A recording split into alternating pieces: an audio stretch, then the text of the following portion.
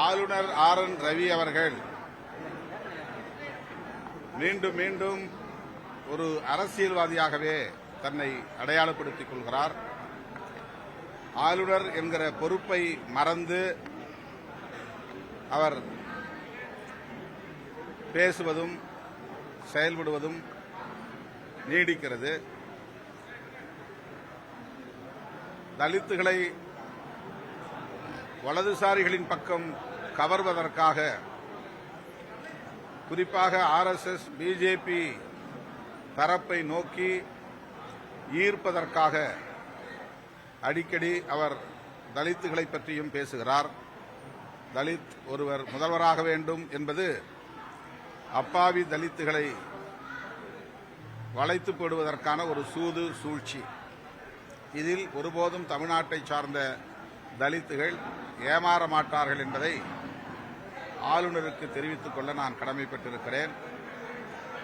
திடீரென்று சுவாமி சகஜானந்தாவுடைய நிகழ்வுகளில் பங்கேற்பதும், தலித்துகளை பற்றி கரிசனமாக பேசுவதும், தலித்துகள் முதல்வராக வேண்டும் என்பதும் ஒரு திட்டமிட்ட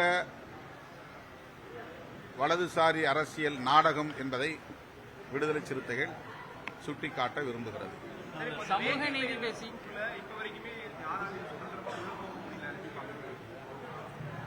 வேங்கவேல் கிராமத்தில் தங்களுக்கு இழைக்கப்பட்ட அநீதியை எதிர்த்து அறவழியில் அந்த கிராமத்தை சார்ந்த மக்கள் போராடி வருகிறார்கள்.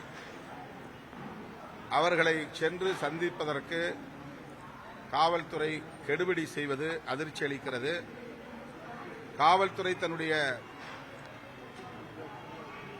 இந்த கெடுபிடி நடவடிக்கைகளை கைவிட வேண்டும் என்று வலியுறுத்துகிறேன். தமிழ்நாடு அரசுக்கும் வேண்டுகோள் விடுக்கிறேன். சமூக நீதி சமத்துவம் பேசி ஆதி திராவிடர்கள் பிளவுபடுத்தி வைத்திருக்கிறார்கள் அப்படின்னு தமிழகத்தில் பிளவுபடுத்தி வைத்திருக்கிறார்கள் ஆளுநர் பேசியிருக்கிறார். சமூக நீதி சமத்துவம் என்று பேசுகிற இயக்கம் விடுதலை சிறுத்தைகள் கட்சி. விடுதலை சிறுத்தைகள் கட்சி ஆளுநர் அவர்களை தொடர்ந்து அம்பலப்படுத்தி வருவதனால் அவர் ஆதிதிராவிட மக்களிடமிருந்து விடுதலை சிறுத்தைகளை அந்நியப்படுத்த வேண்டும் என்கிற உள்நோக்கத்தோடு இதை பேசுவதாக நான் கருதுகிறேன். அவருடைய முயற்சி பலிக்காது.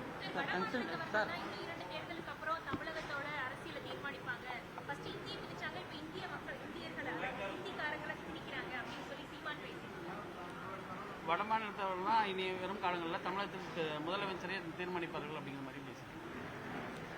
அவர் பொருத்தமில்லாத ஒரு அரசியலை பேசிக் கொண்டிருக்கிறார். தமிழ்நாட்டில் இப்போது பெரியாரை எதிர்க்க வேண்டிய தேவை என்ன வந்தது? பெரியாரை விமர்சிக்க வேண்டிய அவசியம் என்ன வந்தது? ஒன்றும் புரியவில்லை. பாஜக ஆதரவாளர்களின் வாக்குகளை பெறுவதற்காக ஈரோடு கிழக்கு தொகுதியில் அவர்களின் வாக்குகளை பெறுவதற்காக அவர் இந்த உத்தியை கையாளுகிறாரா என்ற ஐயமும் எழுகிறது. தந்தை பெரியார் சனாதன எதிர்ப்பில் உறுதியாக இருந்தார். இன்னும் குறிப்பாக சொல்ல வேண்டுமானால் பார்ப்பன ஆதிக்க எதிர்ப்பில் உறுதியாக இருந்தார். அவருடைய காலத்திலேயே, சமகாலத்திலேயே அவரை வீழ்த்துவதற்கு பார்ப்பன, பனியா, உயர்சாதி அமைப்புகள் மிக கடுமையாக அவரை விமர்சித்தார்கள், வீழ்த்த முயற்சித்தார்கள். முடியவில்லை. அவர்கள் தொடர்ந்து அந்த முயற்சியில் ஈடுபட்டு வருகிறார்கள்.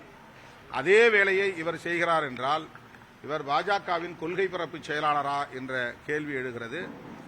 அவர் செய்யும் அரசியல் அதிர்ச்சி அளிக்கிறது. யாருக்கு துணை போகிறார்? தமிழ் தேசியம் என்கிற பெயரால் தமிழர்களுக்கு எதிரான அரசியலை ஏன் செய்கிறார் என்கிற கேள்வி எழுகிறது. தொடர்ந்து சீமான் அவர்களுக்கு தொடர்ந்து பண்ணிட்டு இருக்காரு. குறிப்பாக விஜய் அவர்கள் கட்சியாக இருக்கும்போது அவரை தாக்கி பேசுறது, இப்பொழுது பெரியாரை தாக்கி பேசுறதும் அப்படிங்க. இது எதன் வழி?